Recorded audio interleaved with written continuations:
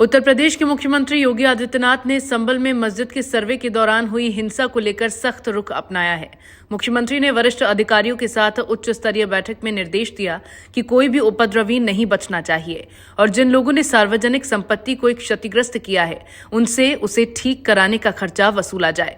उन्होंने अधिकारियों को चेतावनी दी कि कानून व्यवस्था की स्थिति में कोई भी लापरवाही नहीं बरती जाए। सीएम योगी के इस तेवर पर असदुद्दीन ओवैसी ने पलटवार किया है। उन्होंने कई आरोप लगाए हैं। असल में मुख्यमंत्री योगी ने कहा कि गौतम बुद्ध नगर, अलीगढ़, संभल या कोई भी अन्य जनपद किसी को भी अराजकता फैलाने की छूट नहीं दी जाएगी।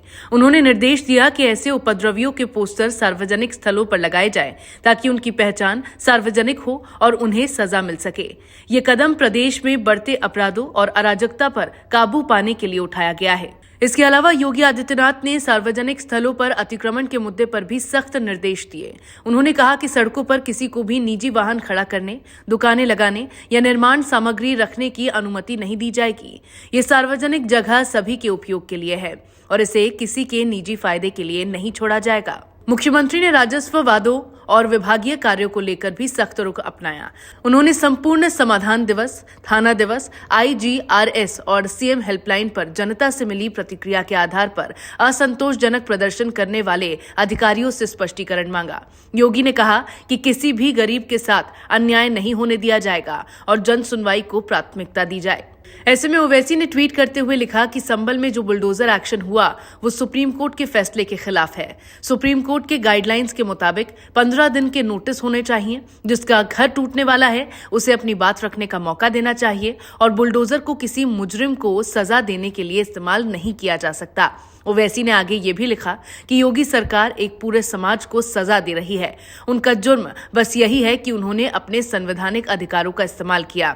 जो सरकार सुप्रीम कोर्ट के आदेश नहीं मान सकती वो सरकार संविधान के मुताबिक काम नहीं कर रही है। क्या ऐसी सरकार को सत्ता में रहने का कोई हक है? दरअसल देश में बढ़ते बुलडोजर कार्रवाई के बाद इस मामले में सुप्रीम कोर्ट ने संज्ञान लिया था। कोर्ट ने इस तरह की कार्रवाई पर रोक लगा दी थी। कोर्ट ने कहा था कि किसी भी आरोपी को बिना मुकदमा चलाए सजा देना गलत है। किसी का घर सिर्फ आरोपी या दोषी होने पर नहीं गिराया जा सकता। कोर्ट ने कहा था कि बुलडोजर एक्शन का मनमाना रवैया बर्दाश्त नहीं किया जाएगा। सरकारी ताकत का बेवजह इस्तेमाल नहीं होना चाहिए। इस तरह की कार्रवाई के लिए पर्याप्त समय और नोटिस दिया जाए, जिसके बाद ही अतिक्रमण पर कार्रवाई की जाए।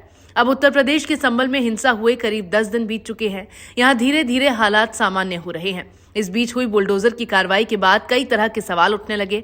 AIMIM प्रमुख और सांसद असदुद्दीन ओवैसी ने इसको लेकर योगी सरकार पर आरोप भी लगा दिए। हालांकि संभल में बुलडोजर की कार्रवाई हिंसा वाले इलाके में नहीं बल्कि दूसरी तहसील में की गई है।